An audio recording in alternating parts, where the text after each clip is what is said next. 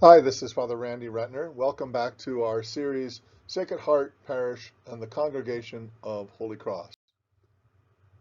In this series, I'm trying to help people have a better understanding of Holy Cross and our relationship with Sacred Heart Parish over the years. And this is our sixth video. And ironically, we're not talking about Holy Cross at all. We're talking about Sacred Heart Parish, all three churches before Holy Cross arrived, specifically from 1860 to 1984. As I said, there are three church communities in one parish.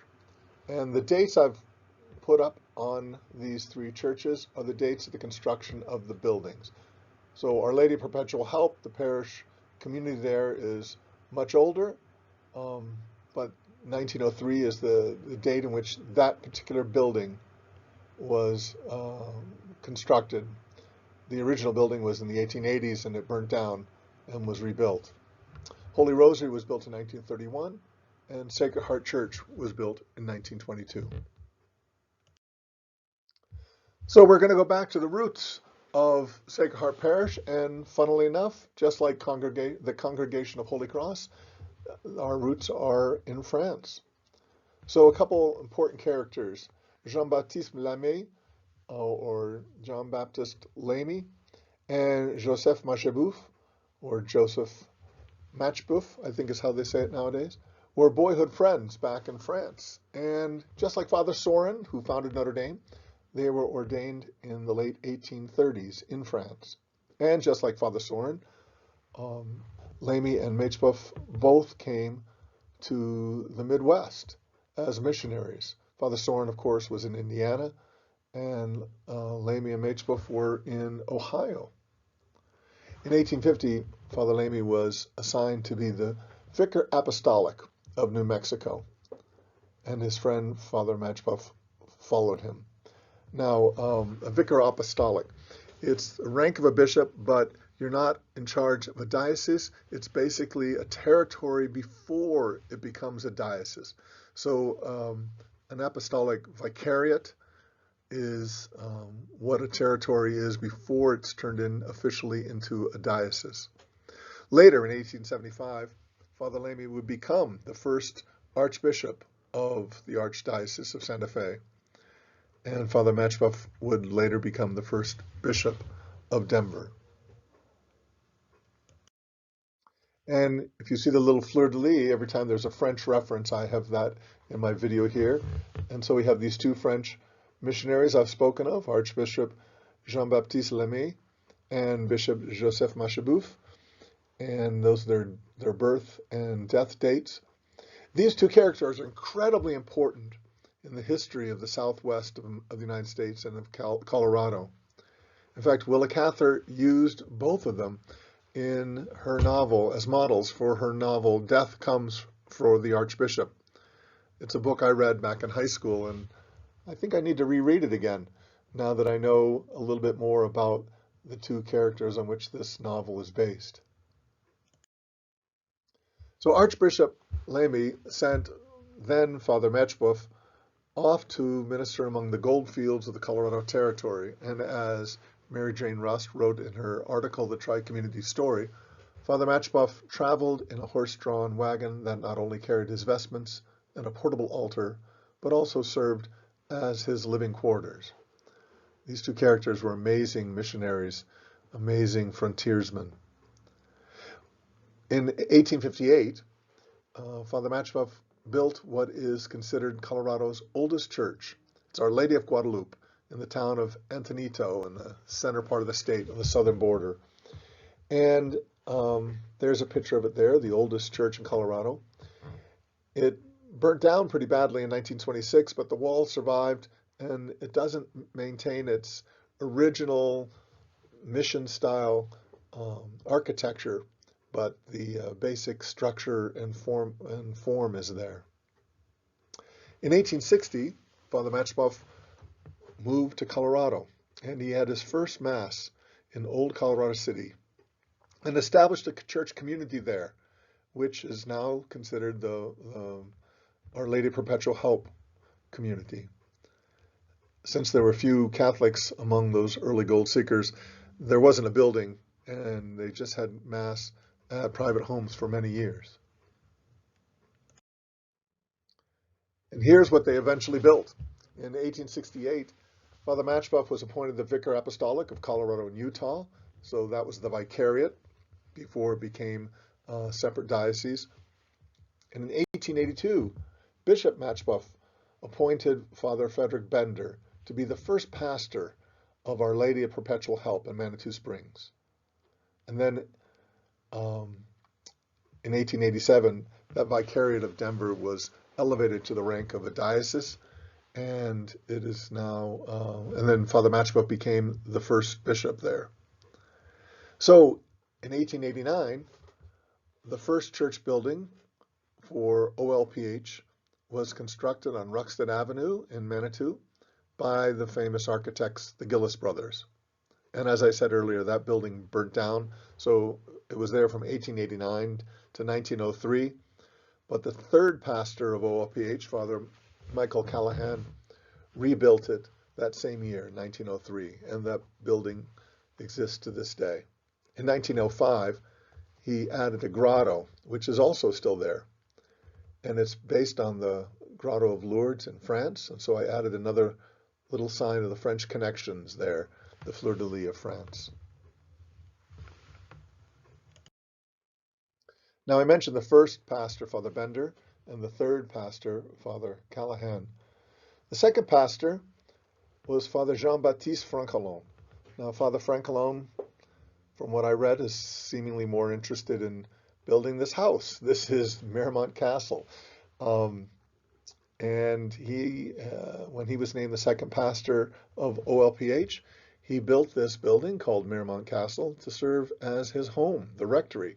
He and his mother lived there until 1900. So in the 7 years that he was assigned as the pastor of the church, that small wooden structure, he built this magnificent home for his mother and himself.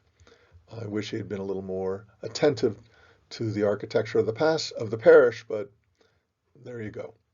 The building later served as a sanatorium for tubercular patients, and then it became a boarding house, and it's now a lovely museum. And here's what OLPH looks like today.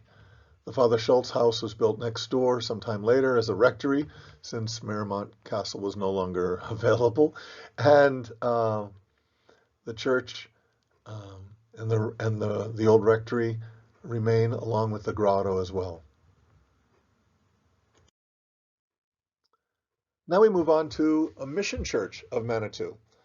Catholics living in the old Colorado City area attended OLPH until 1891, and Anthony Bott donated land on the southeast corner of Robinson and 26th Street, and that's where they built a new church, a mission church of OLPH called St. Mary's. And there was a rectory there as well.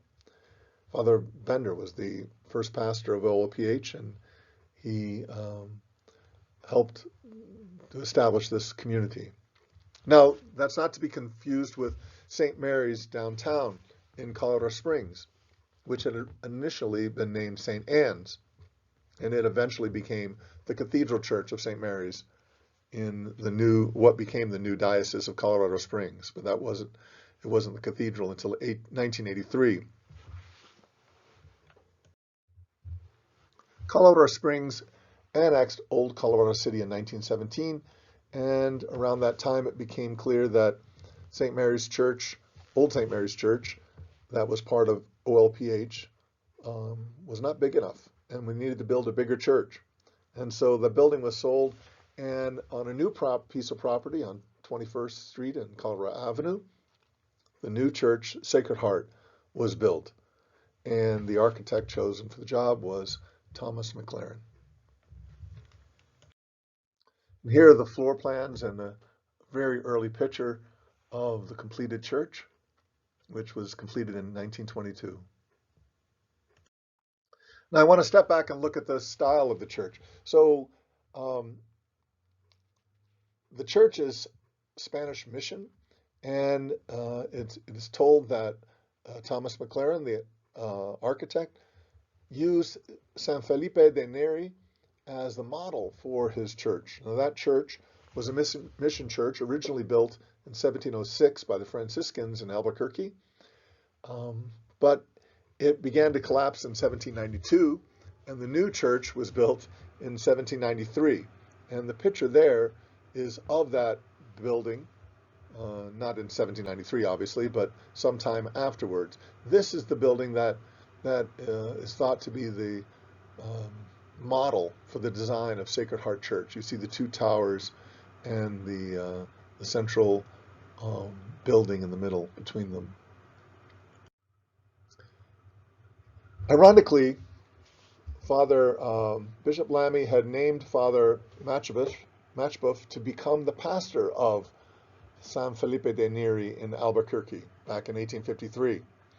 And as you saw from the picture previously, the church needed some remodeling, and so he did. And the new style, the Gothic revival style, was what he chose. And so if you go to San Felipe in Albuquerque today, you'll see a 19th century looking church. But that's just the facade of what was originally an old Spanish mission style. That was the model of our own Sacred Heart. So here's a little irony about the architectural connections and the historical connections. So the 1793 building of San Felipe was transformed by Father Matchboff into this new Gothic revival style in 1853.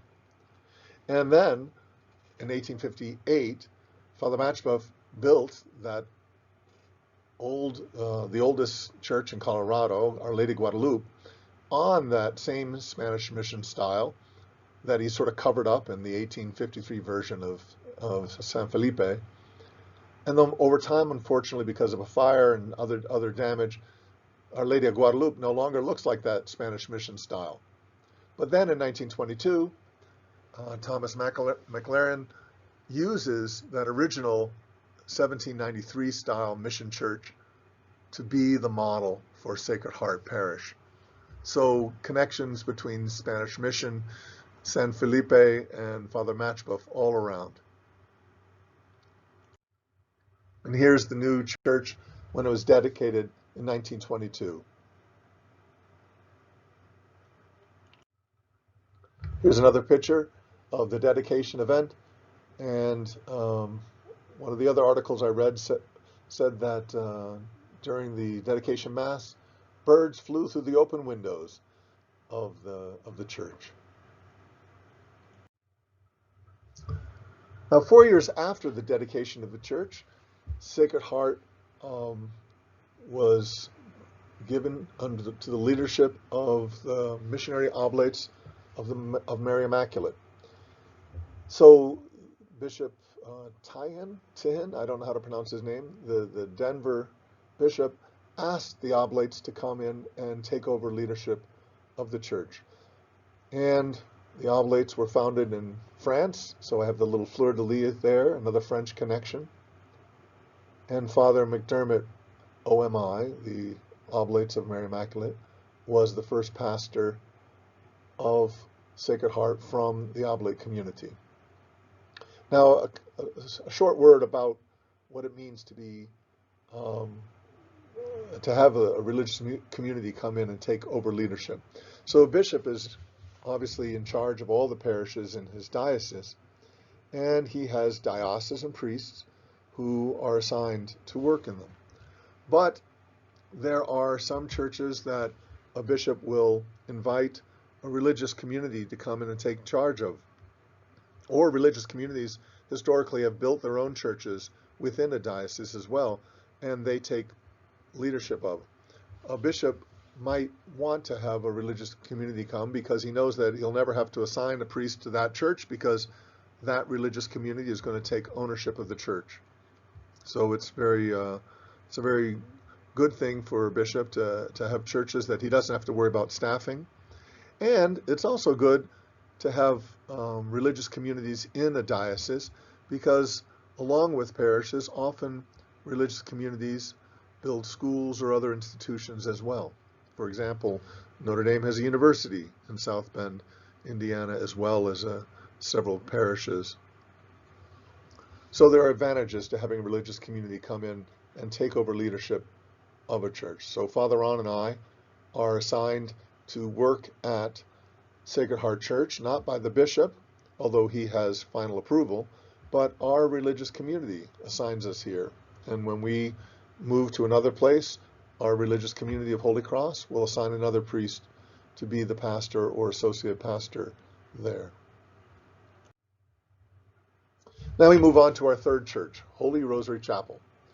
Now this is an interesting church because it was built by a family to be a chapel for the local community, and it was given over to the diocese, and it became a mission church of Sacred Heart Parish right away. Sacred Heart Parish was now the main church, and OLPH and Holy Rosary became their mission churches. As you remember, originally OLPH was the main church and Sacred Heart had been a mission church. But with the new building in 1922, Sacred Heart became the main parish.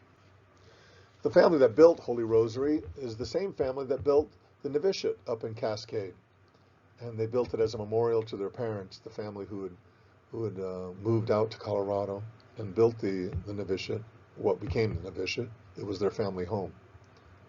The one stipulation was that if it ceased to be a Catholic place of worship, it goes back to ownership by the family. But there's no fear of that. It's a beautiful little chapel, and it was dedicated in 1931 by then Bishop Vare of Denver, and it remains a mission church of Sacred Heart ever since. It was built in the Romanesque style by architect Charles Thomas of Colorado Springs. They used local rock, and it used to be quite visible from Ute Pass, which is now Highway 24. Nowadays, though, the trees have grown up quite a bit around it, and you can't hardly see the church. In the basement of Holy Rosary, there is another grotto. It's our second grotto in our parish community, and it's also based on the grotto in Lourdes, France. So you see my little fleur-de-lis there for another French connection.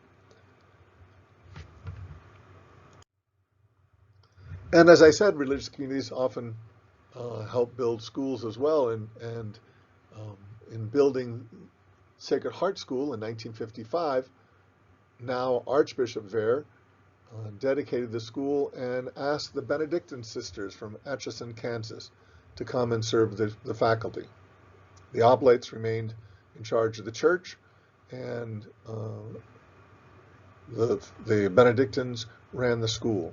The school was open from 1955 to 1981, and many of you out there listening may have gone to the school or knew people who went to school there. And here we have a picture of Father Hogan, who was an oblate working at the Sacred Heart Parish when the Sacred Heart School was still around in 1958 here. So under the Oblates, the church grew quite a bit over the years. And here we have two pictures, one from 1963 and one from 1968. And there's a couple little differences. You'll see the large crucifix is in the same place in both photos, which is now under that same crucifix is now under the niche in the left in the modern 2020 rendition of the building. But you'll see in 1963 the original statue of Sacred Heart was on top of the main altar with Mary and Joseph in the two side niches. And by 1968, the Sacred Heart statue had been moved to the left niche where where the crucifix now is. And I don't know where Mary and Joseph went, but in 2020, Mary and Joseph are now both in the right niche. And of course, everything else has been beautifully renovated as well. You can see in the base of the altar, you can just barely make out, you can't see it in the first picture because the priests and the altar boys are standing there, but in the second picture you can barely make out the Last Supper tableau, which is in the entranceway now of Sacred Heart Church. And you can see in 63 the communion rail was still there, and it looks like in 1968 the communion rail's there, but they've taken the gates out in the middle. Then in 1983, the Diocese of Colorado Springs was created from parts of the Archdiocese of Denver to the north and the Diocese of Pueblo to the south. And Richard Hannafin, who had been an auxiliary bishop in Denver, became the first bishop of our diocese in 1984. Michael Sheridan is still our second bishop. In that same year, in 1984, after 58 years of leadership at Sacred Heart Church and the two missions of OLPH and Holy Rosary, the Oblate Fathers left Sacred Heart Parish, left Colorado, and returned to Texas. And thereby begins a new chapter of Sacred Heart Parish. You see there the seal, the coat of arms of the Diocese of Colorado. Each diocese has its own coat of arms, and each bishop, individual bishop, will have his own coat of arms as well.